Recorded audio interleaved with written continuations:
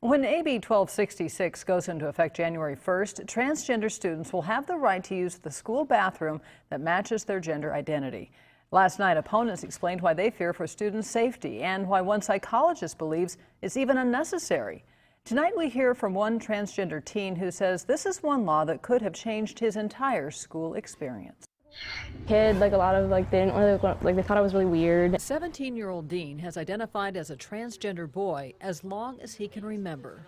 And they didn't want to be around me. I didn't have very many friends when I was a kid. So he'd often try to fit in. For a while I did start conforming to more gender norms, and I had more friends then and I fit in well, but it wasn't really me. So then when I stopped doing trying to be someone else, then that kind of also alienated me a little bit more.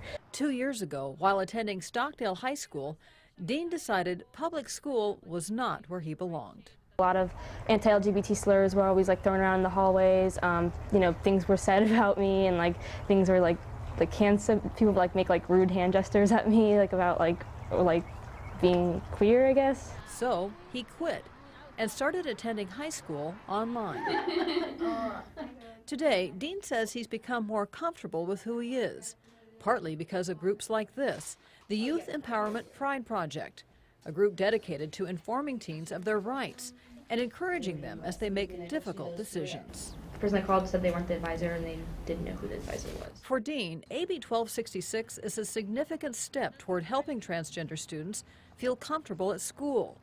And it's a change that he says could have made a difference in his own educational choices. Because for a while I really wanted to go back to public school and do the traditional school and have those school experiences, but the idea of having to use female facilities and not have my gender recognized, I'm a boy, so I shouldn't be in the women's bathroom. I feel like that's me invalidating a women's place.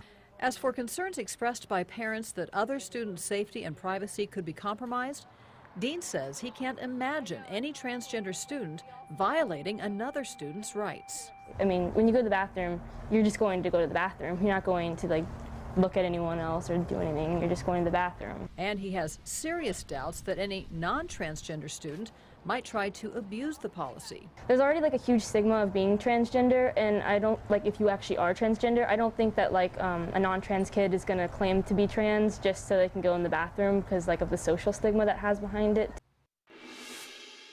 Our transgender girls use the girls' bathroom, the girls' facilities, have girls' names, wear girls' clothes, that type of thing, and similarly for our boys. And Thursday night on 23 ABC News at 6, how we can expect our local school districts to implement this new law. We'll hear how the LA Unified District has handled a similar policy for the past 10 years and how that experience may or may not affect what we see here. That's Thursday night on 23 ABC News at 6. And if you'd like to join the conversation on this, just go to my 23 ABC Facebook page to share your thoughts.